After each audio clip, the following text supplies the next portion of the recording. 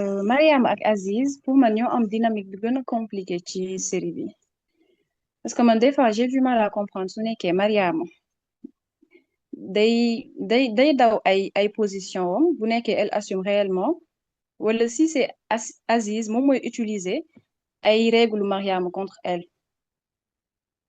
parce que dama seetlu que ni Aziz buy laaj Mariama xaalis wala bu Mariama ay mu koy wax affaire togg et tout ça Mariama elle a l'air très agacée alors que moom moo fixé règle yooyu léegi nag man j'ai peur que mu tombé wu dans son propre piège voilà et puis man daf ma xaw a surprendre bi mu ne Aziz dafa bëgg ay cadeau et tout ça parce que dafa gis caane jëkkër ji ñëw bureau defal ko surprise et tout mais moom caane lu mu ji jëkkër ji moom jiwu ko Aziz léegi man je me pose la question si Mariama elle assume réellement ses positions man des fois j'ai du mal à la comprendre parce que moom moo fixé règles mais règles yi tout le temps plus série bi di dem les règles se retournent contre elle. Ça se retourne contre elle parce que Mariam, les règles qu'elle a fixées, elle les a pas fixées par conviction. C'est pas quelque chose à laquelle elle croit, c'est pas une cause qu'elle soutient, c'est des choses qu'elle a mis en place pour protéger son ego, pour peut-être empêcher Mhm. souffrance. Moo tax elle a créé ces murs autour d'elle comme façade pour protéger, alors que non, elle n'a pas besoin de faire tout ça. Et là, elle a posé un cadre boo xam ne elle n'est pas capable de le respecter. Et Aziz, il prend Mhm. malin plaisir à exploiter le fait qu'elle n'arrive pas à respecter ce qu'elle a mis en place. Genre, Exactement. même quand il demande de l'argent, il le demande. Tu vois que j'ai l'impression qu'il ne le fait pas parce que c'est 50-50. Il le fait pour tester Mariam. Man mi loolu laa seetlu même nu mu koy laajee xaalis bi da ngay sentir vice daal da nga ciy sentir tuuti vice mais aussi Mariama mënoon na jël ay responsabilités am rek mu assumer vu que moom moo règle yooyu yëpp moom moo ko dicté de. man seetlu naa que ne Aziz amul problème ak toogu amul problème ak nekk si waañ bi amul problème ak ay loo bi moom règle yi ñu ko tegal yëpp moom Mm-mm. il le vit bien mais Mariama Mhm, règle xaalis bi like she's suffering elle est en train de souffrir parce que mu ngi nii mhm. elle est obligée dem ci ay collègues am di leen leb pour mën a gérer vie de couple am en fait te Aziz moom bu fekk togg bi dérangé wu ko du coup foofu nga Mm-mm. xamee que ne 50-50 même bu fekkee yow tu fais 50-50 dans la maison ku jigéen ki à chaque fois moom moo si perdre parce Mhm. que Aziz yow non seulement tu prends Aziz en charge mais tu prends Aziz et sa mère en charge ma papa dama ne kii est-ce que utul jabar pour mu jàppale ko ci charge kër yi est-ce que toogul toog charge yi métti mu gis Mariama di ko waxi daf mu ne ah d'accord léegi nag trouvé naa koo xam ne ni man ak moom dinañ partager dépense su kër gi parce que dafa non j'ai l'impression que ni Aziz da koy punir man yaakaaruma ne Aziz neex na ko dafa Mariama dafa teg jeu boo xam ne nii Aziz da kaa mujjee gagné ci jeu bi parce que bu koy laaj xaalis no mu ngi koy laaj xaalis mais day mel ni kuy defante ak moom daal si laaj xaalis bi mais loolu mënuñu ne Aziz dafa profiter si Mariama parce que Mariama moom moo imposé loolu Aziz C'est moom ça. dafa nangu rek. Certes moo ko imposé Aziz d'accord Mariama moo imposé loolu Aziz mais dama ne Aziz aussi le fait que mu am ku mu defal 50-50 il aime ça affaire bi Mhm. dérangé wu ko ki imposé affaire bi kooku la affaire bi dérangé. Toutes les règles qu'elle a mis en place autour du mariage, on doit faire ci, on doit faire ça, c'est elle qui le vit mal. C'est elle qui est en train de quémander Mhm. des petites attentions, mais Aziz, il en a rien à faire. Donc, Mayam, elle a créé un cadre qu'elle a créé elle-même, qu'elle forcé ou coco. Ba pare affaire yi dafa dis ci Mhm. moom ins bi nii mais du dellu ginnaaw parce que dafa rëy. En plus man je comprends vraiment pas c'est quoi ce mariage boo xam ne même ay cadeau ak affection da nga ko war a programmer da nga ko war a da ngeen si war a waxtaan bref en tout cas seen sëy bi métti na trop. Moi j'ai l'impression elle n'était pas comme ça avec Mamad la xawma lu mu tuddati étudiant ba Mhm. melul woon ni ak moom. Elle était lovey-dovey, elle envoyait des textes, elle était heureuse, mais avec Aziz, c'est autre chose. Mayam, elle ne veut pas beaucoup d'Aziz. Elle ne veut pas de Mhm. lui. Même calendrier conjugal bu mu tegoon sax peut-être que yaramam mooy rejeté Aziz est-ce que bëgg na ko réellement. Tout en elle rejette Aziz je pense que dafa bëggoon sëy rek et elle s'est mariée avec le premier venu parce que bu muy sëy ak Aziz elle était en gourmand de Mamad. C'est injuste pour ñoom ñëpp. que mu nekk pour moom que mu nekk pour Aziz parce que ku nekk yaa ngi imposer sa bopp loo xam ne mooy loolu et bu ñu xoolee ba si biir Aziz nuruwul ku bañ Mariama en vrai Non, parce que non. bi ñu amee woon problème tu vois que il faisait des efforts affaire yi ça le touchait donc soofu ko Pour man Aziz règle yi neexu ko moo tax mu koy utiliser pour gën koo sonal sax. ma ne histoire u règle yi ne rigidité bi nii ça va pas durer Non. longtemps léegi mu jeex Après, je pense pas. Mariama ni ma ko gisee léegi mu génn ci. Nit ki daal booy dugg ci sëy na nga def loo mën wax loo mën.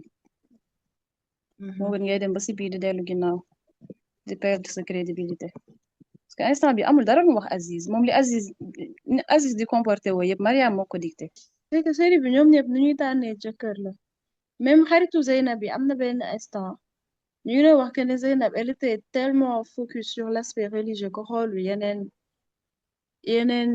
yeneen kii yeneen aspect et je me dis aussi que ça c'est super important ñoom ñëpp bu ñuy tànn Mhm. jëkkër dañuy xool benn aspect bi leen gën a soxal ñu ñu focaliser aussi dañuy négliger li ci des yëpp du coup après Mhm. affaire bi day feeñ ci seen mariage Zeynab bu muy tànn Tahirou moom lii rek la gisoon religion rek la gisoon xoolul xalaatul si leneen xalaatul belle famille xalaatul budget ba nan lay demee xalaatul liggéeyam nan la koy mën a gérer avec le mariage moom religion rek le focaliser woon léegi elle a un mari religieux mais elle n'est pas heureuse ak nu mu si mënti ak lu mënti nekk daal pour man sëy du benn affaire rek moo ko ëmb lii yu bari nga war a bàyyi xel mais ñoom ñëpp facteur Maria yu moom bari elle était tellement focus sur trouver un homme féministe progressiste xool ko léegi moom tamit si lu mu dugal boppam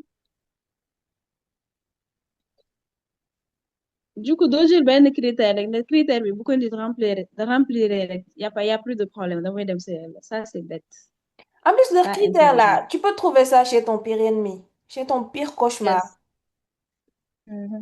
Nit mën na wane ne, ok, il est religieux, il respecte ses devoirs vis-à-vis de Dieu. Il peut être quelqu'un qui frappe les femmes, qui maltraite les femmes, qui est hyper misogyne. Tout comme mën nga encore xam ne il est progressiste 50-50, mais c'est le pire des maris pour toi. Like, on Mhm. ne peut pas baser une décision aussi importante sur juste un seul critère. moo tax discussion boobu abi am ak benn xaritu Zeynab bi man xawma seen tour mais je pense que c'était super important si série bi que ne Mhm. booy tànn jëkkër da nga war a xool lu bari jigéen ñi li ñuy fàtte mooy narcissique yi dañuy wut ay personnage te la plupart du temps mën nañ Mhm. làkkatu ci ginnaaw religion Mhm. du coup les hommes religieux là du ñëpp ñoo ci baax de Katoucha j'espère que psychologiquement elle est bien préparée ndax man li ma gis nii problème yi mu am ci mariage am yaayam du ko jàppale ce n'est pas sa mère la narcissique qui va l'épauler déjà yaay ji sax pour man amul yenn sagesse yi ndax moom àddunaam yépp ci matériel la ko tënk Katoucha mu ngi commencé am problème rek mu delluwaat ci sœur bi alors que kooku faalewu ko woon sax mère bi intérêt kese moo ko soxal fi nga xamee ne mère bi amul sagesse mooy transition entre Mhm. il faut nga am fa doom il faut nga gaaw am fa doom ak foofu fexeel ba bul fa jur doom parce que elle est passée de waa gaawal ëmb di ko jox ay garab di ko teg pression léegi jour bi mu xamee que ne kii am na problème def na ko clairement boo fa amee doom di nga xam kan moo la koy téye Mhm. parewul sax pour jàppale Katoucha Gatoucha, elle va être très très seule dans son ménage.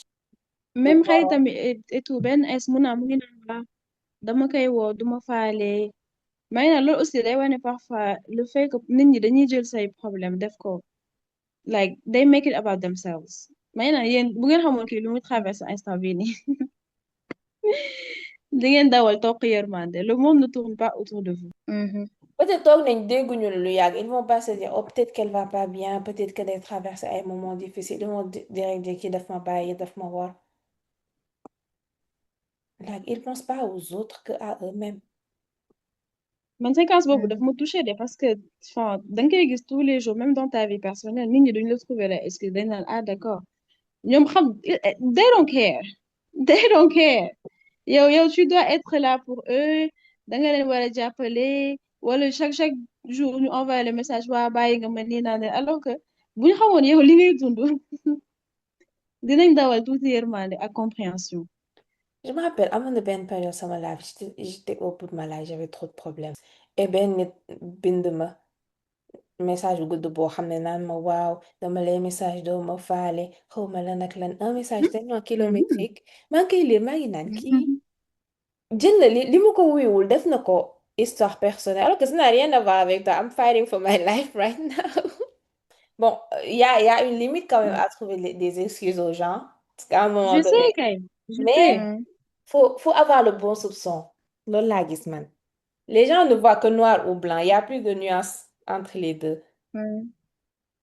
li ñu war a xam mooy nit ñi bokkuñu nu ñuy gérer seen ay problème am na ñoo xam ne ni bu ñu amee ay problème dañuy préférer isoler wu moo leen di gënal mais ñoom isolement boobu dañ koy jël personnellement Mhm. xëy na yow boo amee problème ni ngay woowee nit ñi di confessé wu am na nit ñoo xam ne dañuy daw nit ñi carrément Mhm. dañuy daw nit ñi carrément parce que c'est une forme de protection wala peut-être ñu am contrôle ci seen vie Moi, je mais le am na nit fais ñu ñoo xam ne xamuñ quand j'ai loolu des problèmes, je fuis parce que j'ai assez de problèmes comme ça. Mhm, Tu vas pas me... J'ai pas mhm, l'espace émotionnel pour gérer yow li ngay ñëw di ma wax.